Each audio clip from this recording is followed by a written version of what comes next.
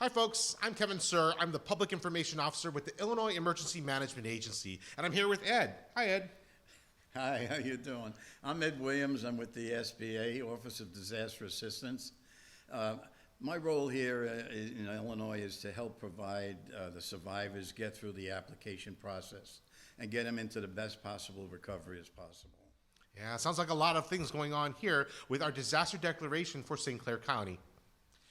So if disaster survivors already have insurance, why should disaster survivors apply to the Small Business Administration? That's a great question, and we hear it all the time in our centers, and it's critical that they understand. We know that insurance is pending, and we know that also that it takes time for insurance to settle. Once you make an application with the SBA, our turnaround time is in a matter of days and maybe a couple of weeks. In that window of time, we can not only review the application, we can process it to an approval, do the closing documents and close that loan, and you'll be on your way into recovery long before insurance settles. And when insurance settles, we'll take a look at it and see if there's anything that was duplicated, and we'll adjust the loan to what you really needed had insurance already settled. And the second thing is, a lot of people think they have insurance and they're going to be covered. We know from history that, yes, insurance covers a lot of the damage. However, there's always a shortfall of some type that they need money for. If they don't apply now and put our loan approval on the side, if they don't apply, what could happen is their insurance settles. There's a big difference between what they need and what insurance gave them, and we're already gone. We've left the state because they missed that deadline for filing.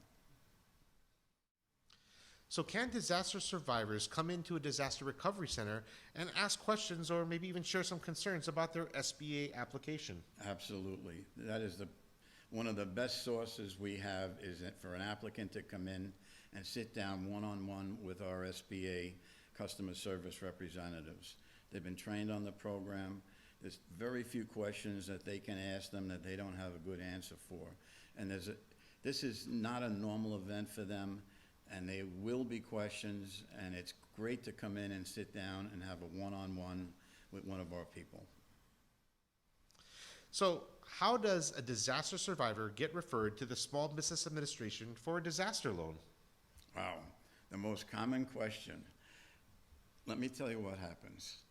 A survivor registers with FEMA, and they get referred to SBA.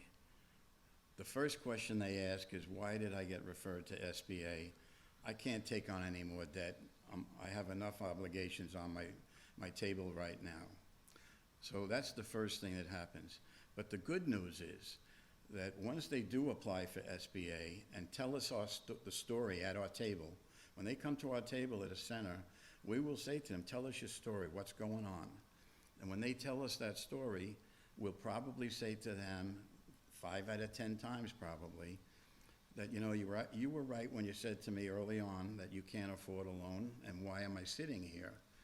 The answer is, let's do some paperwork right now, and if we find that your income and your obligations are too close, and it doesn't make sense to put any more obligations into your hands, we're going to send you right back to FEMA, and they'll evaluate you for what programs they have available. So if people have applied to FEMA and gone through their FEMA application and they've been referred to the SBA, why should people apply to the SBA? It's a great question.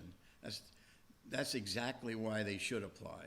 Because once FEMA, through the process that we have set up for this program, refers someone to SBA, if they do not fill out that application, or at minimal, come into a center and sit down with one of our people and tell them their story, if they do not apply, all assistance stops. We cannot send them back to FEMA for any additional programs that they have, and they have a bucket load of programs.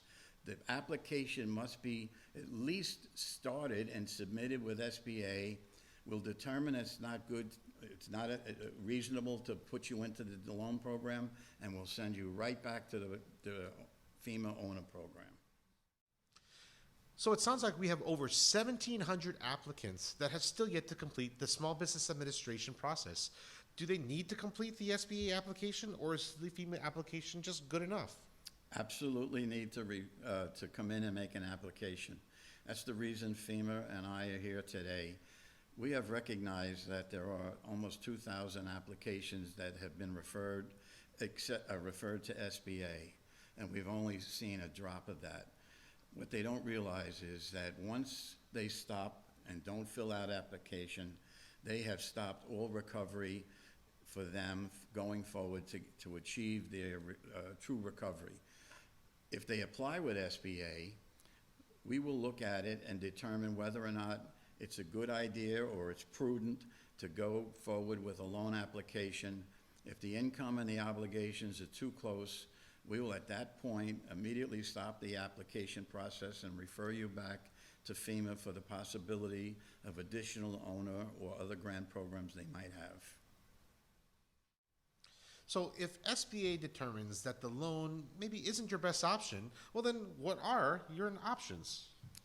Well, that's a good question, because if we determine the loan is not a good option for your particular financial situation, we will refer you back to FEMA, and they will take you back and look at you with respect to the other needs program that they have, which could provide you with all types of disaster assistance. These all sound like great options for people to explore. So how do they get in contact with the Small Business Administration? Yes, there is some good options. With SBA, just like FEMA, we have the ability now, we have grown up in the electronic world. We can do online, we can go online from home and submit an application. You can come into the center, which I recommend, because it's nothing better than sitting in front of somebody face to face, explaining to them your particular situation, and we will then guide you through the program. And there is another facet that we use. When people sometimes are homebound, they're not electronically astute, they can actually get online, call our 800 number, which will be publicized all over the area. And in that number, they can call and ask for a paper application to be mailed to their home. It will include a return envelope, and the paper application is just a simple 2-page application, and they can fill it out at home, drop it in the mail, and we'll get it and process it just like it was done electronically. So a lot of great options available to you. Thanks for joining us today, Ed. Reporting live here from St. Clair County in Illinois. Catch you next time.